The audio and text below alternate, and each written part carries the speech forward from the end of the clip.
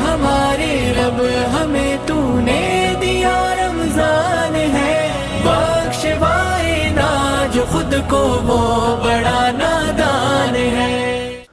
اعوذ باللہ من الشیطان الرجیم، بسم اللہ الرحمن الرحیم۔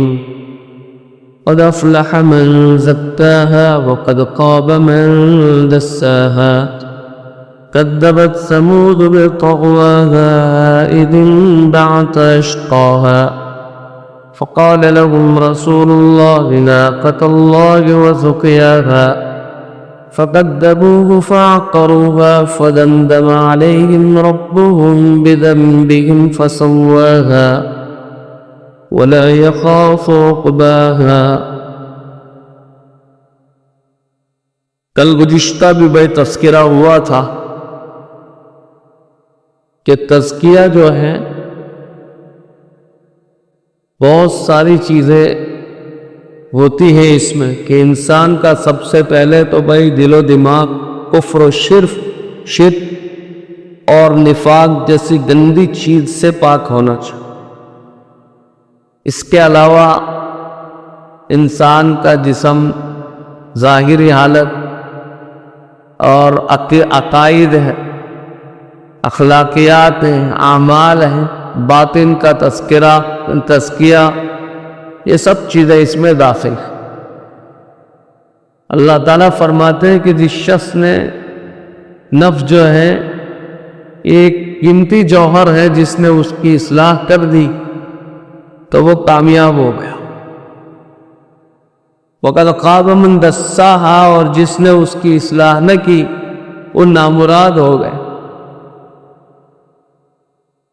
اور اسی پر کل گفتگو ہوئی تھی کہ بھائی انسان کا ایک ظاہر ہوتا ہے اور ایک باطن ہوتا ہے۔ بیماریاں ظاہر کو بھی لگتی ہیں، بیماریاں باطن کو بھی لگتی، لیکن افسوس کہ اگر ہمیں ظاہری بیماریاں لگتی ہیں تو اس کی طرف تو ہم بہت جلد متوجہ ہو جاتے ہیں اور اس کے علاج و معالجے کی فکر کرتے ہیں، حالانکہ ظاہری بیماریوں کا علاج نہ کیا گیا وقت پر تو کیا ہوگا بھائی؟ کچھ نہیں ہوتا ہے، زیادہ سے زیادہ بس اتنا ہوگا کہ جان چلی جائے، دوسرا کچھ نہیں ہوگا۔ لیکن اگر باطنی بیماریوں کی طرف توجہ نہ کی گئی تو بہت خطرے کی بات ہے کہ ایمان چلا جائے، اور ایمان چلا جائے تو پھر کوئی مطلب نہیں، ہم میں اور حیوانوں میں کوئی فرق نہیں رہ جائے گا، بلکہ اس سے بھی برے ہو جائیں گے، کیونکہ حیوان تو وہاں اٹھایا بھی نہیں جائے گا اور ہمیں تو اٹھا کر پوری زندگی کا حساب لیا جائے گا۔ بہرحال تو یہ ایک بہت لمبا موضوع ہے، میں سمجھتا ہوں شاید اس پر تیسرا چوتھا دن ہے، تو یہ تو بڑا لمبا موضوع ہے۔ بس اتنا سمجھ لیجئے کہ بھائی انسان کے باطن کو بھی بیماریاں لگتی، اور اس کو پاک کے بغیر، اس کو صاف کے بغیر، باطن کو تزکیہ ان برے اخلاق سے، اخلاق رذائل سے، ان برے اوصاف سے اپنے آپ کو پاک کرنے کی کوششیں اور صحیح کرنی چاہیے۔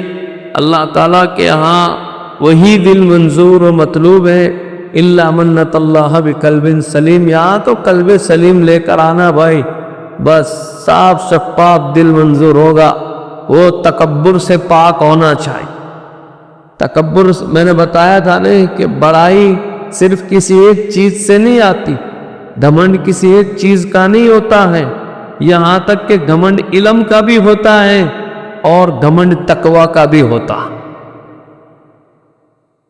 تکبر جو ہے وہ مال کا بھی ہوتا ہے، تکبر جو ہے حسن و جمال کا بھی ہوتا ہے، تکبر جو ہے صحت و تندرستی کا بھی ہوتا ہے، تکبر جو ہے وہ حسب و نسب کا بھی ہوتا ہے، یہاں تک کہ اپنے فرینڈ سرکل کا بھی ہوتا ہے، اپنی پارٹی کا بھی ہوتا ہے، میری پارٹی اتنی مضبوط ہے، یہی چیز ان کو لے ڈوبے گی انشاءاللہ۔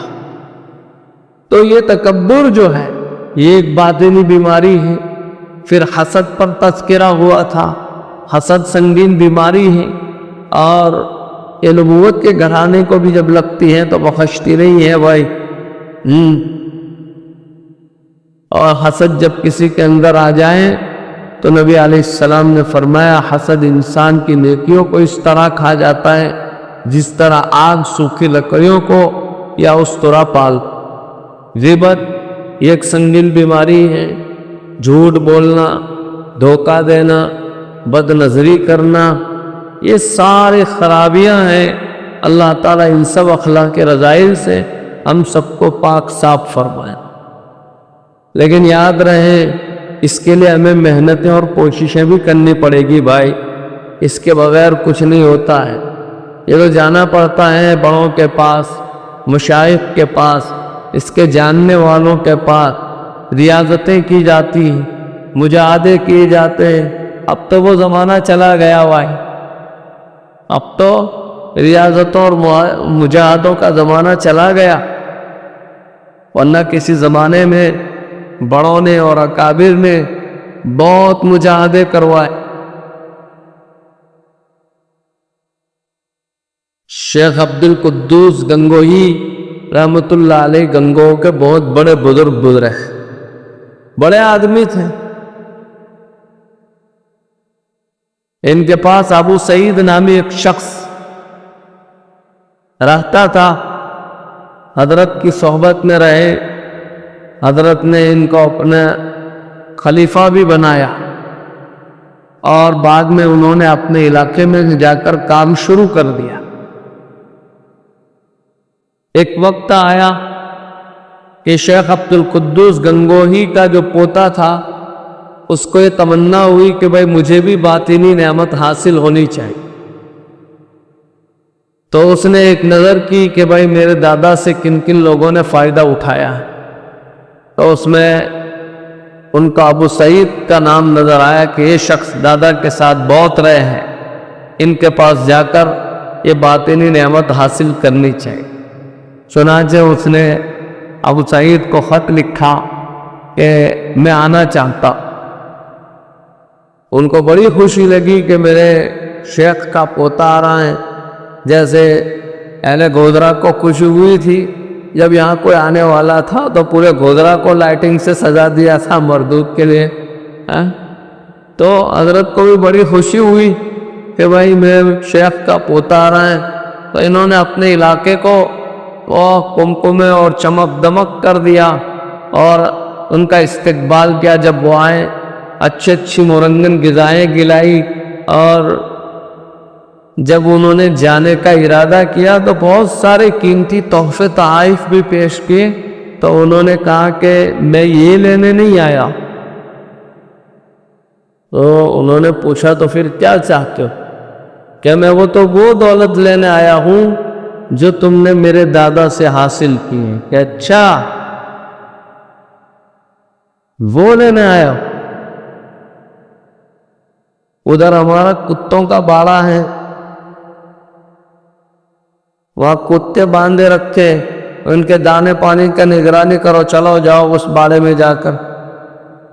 دیکھ رہے ہیں ابھی تو سر پہ بٹھائے رکھا تھا، لیکن آپ اپنے نفس کو رگڑنے آئے ہیں، اس کی گندگیوں کو صاف کرنا ہے. تو پھر شیخ بھی رگڑتا ہے اور جو سونا پھر جتنا تپایا جاتا ہے نا وہ اتنا چمکتا ہے، بہترین زیور بنتا ہے بھائی. وہ پھر وہ گلے کا ہار بنتا ہے. باقی کچا سونا یہاں کوئی لٹکا دے تو گلے کے بھاڑ کے سوا کچھ نہیں ہوگا بھائی. ہار بنانا ہے اس کو تپایا جاتا ہے، پھر وہ زیور میں تبدیل ہوتا ہے. بہرحال ان کو کتوں کے بارے میں بٹھا دیا جائے، وہاں نگرانی کریں آپ. اور ایک عورت سر پر گندگی کا ٹوکرا رکھ دیا.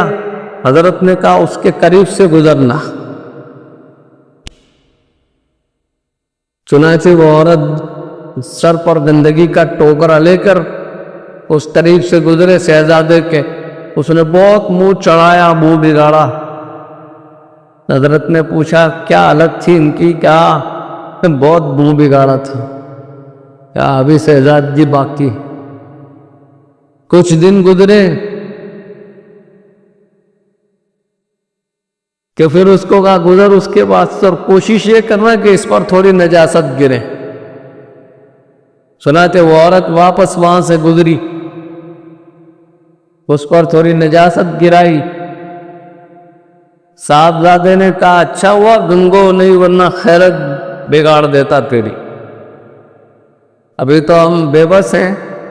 شیخ نے پوچھا کیا حالت ہے, کہ ایسا کہاں ہے. کہا ابھی صاحبزادگی باقی, رگڑنے دو ابھی ان کو وہاں پر.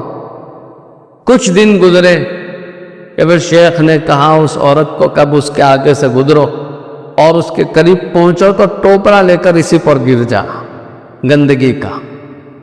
ایسے مجاہدات ہوتے تھے کسی زمانے میں.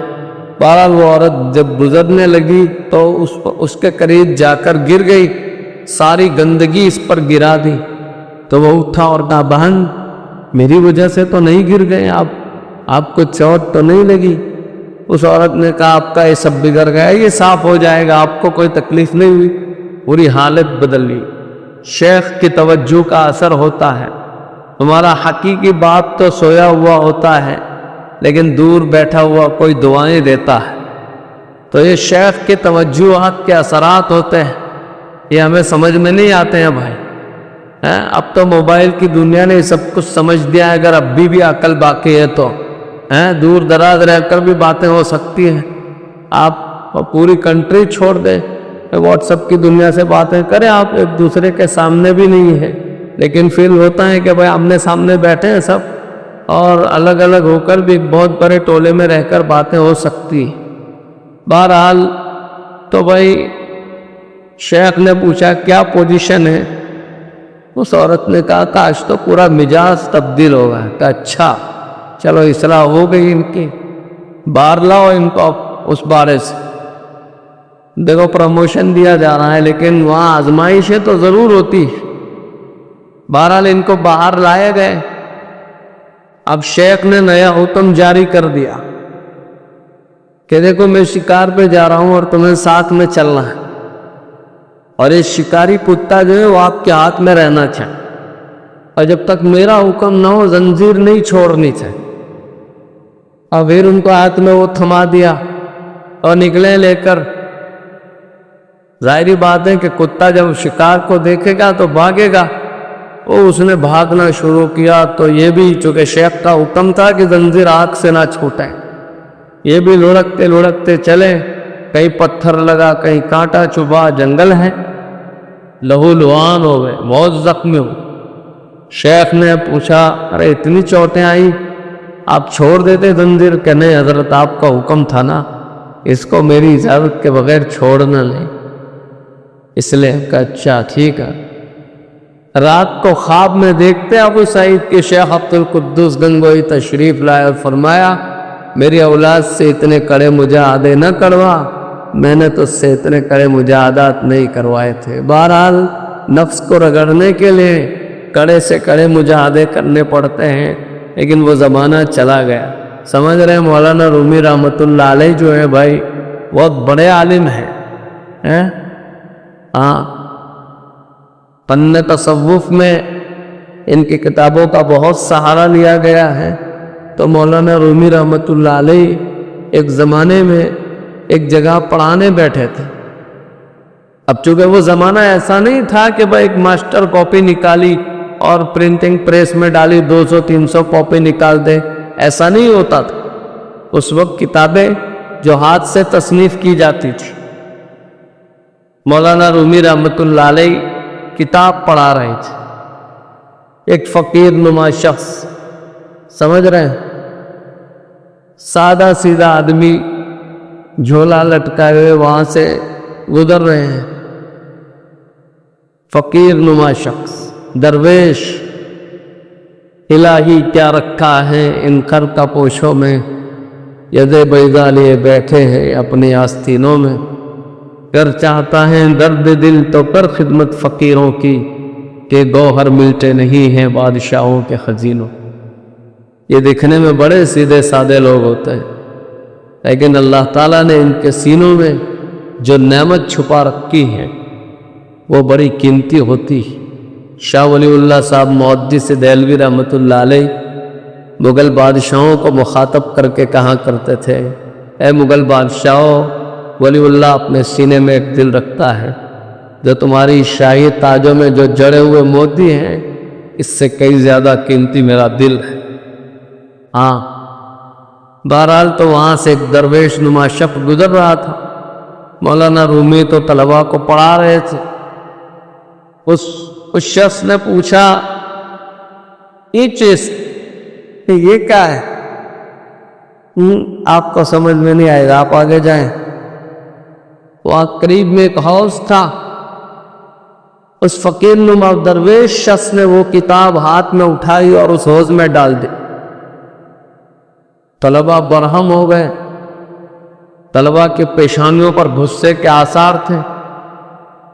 مولانا رومی بھی دیکھ رہے کہ اس نے کیا کیا۔ بھائی اس زمانے میں جو کتابیں لکھی جاتی ہیں وہ روشنائی سے ہے بھائی، جیسے آج کل بھی بھائی وہ تعویذ والے دیتے ہیں نا بھائی، ہزاروں لیٹر لوگوں کو روشنائی پلا دی، وہ پانی میں ڈبوتے ہی سب مٹ جاتا ہے۔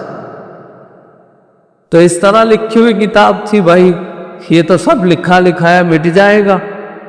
طلباء کا مزاج دیکھ گئے وہ درویش نما شخص، انہوں نے واپس اس حوض میں ہاتھ ڈالا اور کتاب نکالی تو بالکل صحیح سالم سوکھی وہ کتاب، گیلی بھی نہ ہوئی نہ اس کی لکھائی مٹی۔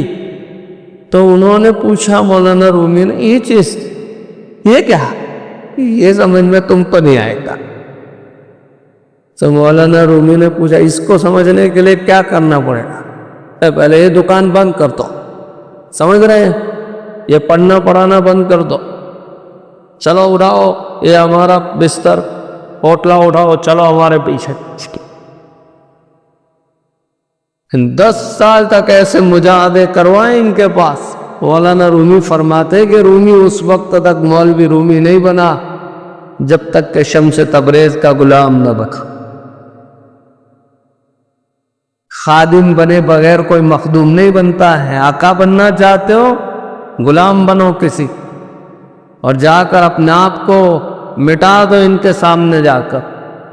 جب تک اللہ والوں کی صحبت اختیار نہیں کرو گے، جب تک بزرگوں کے پاس اور اہل دل کے پاس بیٹھنے کا مزاج نہیں بنایا، دل کی حالت نہیں بدلے۔ یا ایھا الذین آمنوا اتقوا اللہ وکونوا مع الصادقین، اے ایمان والو سچوں کے ساتھ ہو جاؤ۔ اب لوگ کہتا ہو کئی پہلے زمانہ جواب بزرگوں رہا سے تو بھائی جیسا مریض ویسا طبیب۔ اب پہلے زمانے جیسے مرید بھی کہاں رہے، سمجھ رہے ہیں؟ پہلے زمانے جیسے اگر شیخ نہیں رہے تو پہلے زمانے جیسے مرید بھی کہاں رہے۔ اب تو ذرا شیخ بھی ذرا زور سے بولتا ہے تو یہ تو راستہ بھی بدل دیتا ہے، سمجھ رہے؟ بہت ڈانٹتے ہیں۔ ہاں، ارے کتنے دن چاہے بھائی اس کو بولنے کے لیے، مٹاؤ اپنے آپ کو، مٹانا پڑتا۔ بڑائیاں جو گھس جاتی ہیں نا، جو نفس بروں کی طرف پھول چکے، اس کو مٹانا پڑتا۔ لیکن یہ صالحین کی صحبت کے بغیر نہیں آئے گا، یہ لازمی، اللہ والوں کی صحبت لازمی۔ حضرت مولانا تھانوی رحمۃ اللہ علیہ جو ہے وہ ان کے ایک مرید خواجہ عزیز الحسن مجذوب رحمۃ اللہ علیہ کا نام آپ نے سنا ہو۔ خواجہ صاحب جو ہیں ڈپٹی کلیکٹر تھے۔ ہاں، یہ ٹر کا سلسلہ وہ بہت چلا، ڈاکٹر، ایکٹر، ٹیکٹر، کلیکٹر، ٹر کے پیچھے دنیا بہت بھاگ رہی ہے۔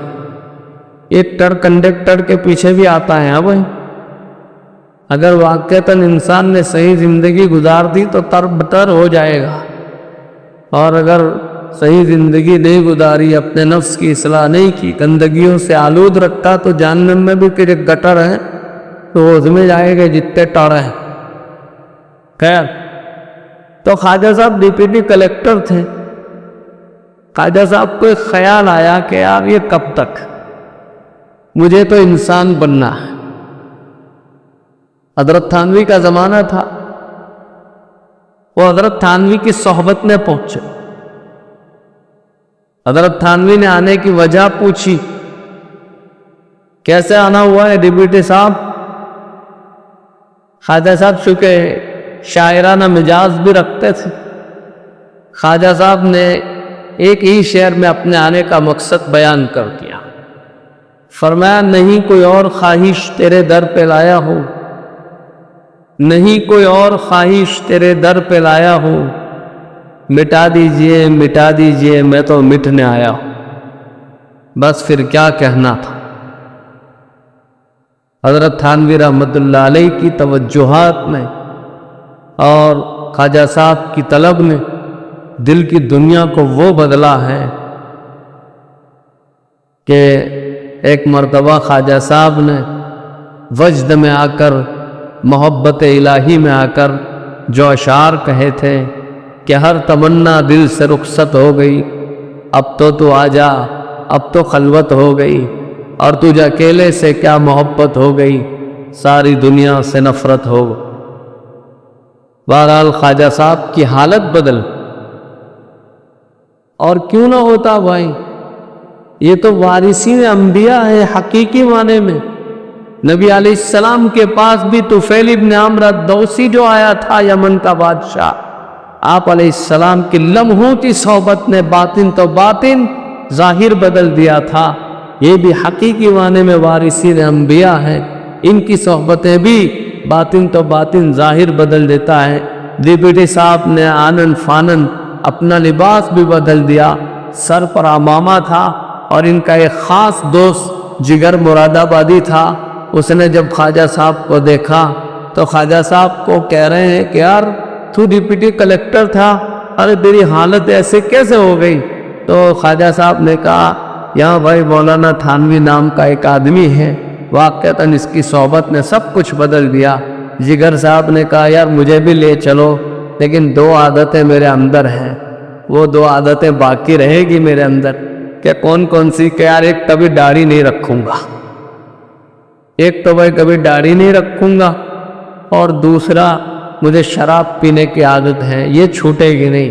اگر یہ 2 آئے، باقی رکھنے دے حضرت، تو میں بھی آنے چاہتا ہوں. خواجہ صاحب نے کہا یہ تو پوچھنا پڑے گا، حضرت تھانوی کو پوچھنا پڑے گا. میرا ایک دوست ہے، اس کے اندر یہ 2 بری عادتیں ہیں، وہ بھی آپ سے ملنا چاہتا ہے.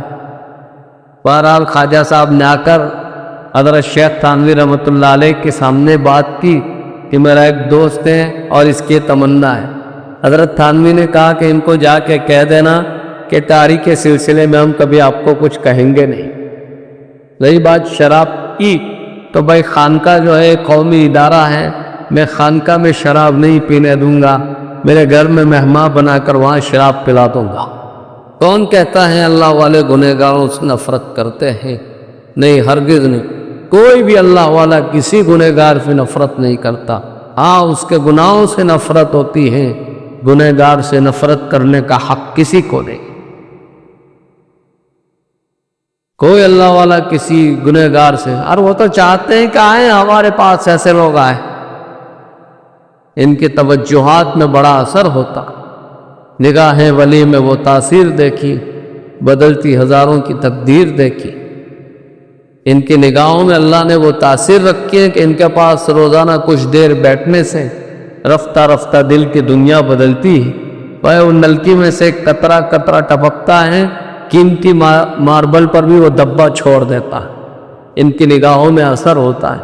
بہرحال جگر صاحب خواجہ صاحب کے ساتھ ہو گئے اور حضرت تھانوی کے پاس آئے. حضرت تھانوی نے کبھی داڑھی کے سلسلے میں کچھ کہا نہیں، لیکن بڑا اثر ہوتا ہے اللہ والوں کے پاس، ان کے اندر ایک رعب ہوتا ہے. جگر صاحب جیسے ہی آئے تو جگر صاحب نے کہا حضرت تھانوی کو کہ حضرت 2 دعائیں کر دیجیے. ایک تو امسال حج میں جانے کا ارادہ ہے، اللہ تعالیٰ حج میں لے جائے. حضرت تھانوی نے ہاتھ اٹھائے، اور اللہ تعالیٰ ان کو حج میں پہنچاتے. ایک تو یہ دعا کروائی، اور دوسری دعا یہ کروائی کہ حضرت دعا فرما دیجئے یہ شراب نوشی کی عادت چلی جائے. حضرت تھانوی نے کہا دعا کرتے ہیں. اللہ تعالیٰ آپ کو ان بری عادتوں سے نجات دے۔ دیکھو جو حضرت تھانوی کو چیلنج کر رہا تھا شراب تو وہاں بھی پیوں گا، اب یہاں ان کے پاس سامنے آ کر کہا دعا کر دیجئے کہ شراب نوشی چھوٹ جائے۔ بہرحال جگر صاحب نے شراب نوشی چھوڑ دی، بیمار ہو گئے اور بہت بیمار ہوئے، ڈاکٹر کے پاس جانا پڑا۔ ڈاکٹر نے کہا کیا کرتے تھے ویسن میں، کیا ڈرنکر تھے؟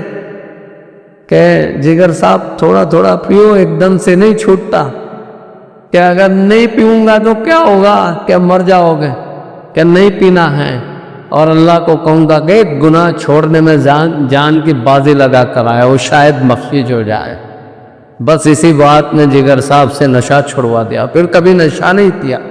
اور پھر اسی سال حج میں گئے، اور جب حج سے واپس آئے تو ممبئی کی بندرگاہ پر جب اترے تھے تو آئینہ دیکھا تو جگر صاحب کی اتنی داڑھی تھی، بے ساختہ جگر صاحب کی زبان سے بات نکل گئی، چلو دیکھ کر آئیں تماشا جگر کا، سنا ہے وہ کافر مسلمان ہو گئے۔ بہرحال اللہ والوں کی صحبت جو ہے بھائی، باطن تو باطن ظاہر کو بھی بدل دیتی ہے۔ انشاءاللہ آئندہ کل اس موضوع کو کسی طرح بھی سمیٹ کر رکھتے ہیں، باقی کی بات آئندہ کل کریں گے۔ سبحان اللہ و بحمدہ، سبحان اللہ۔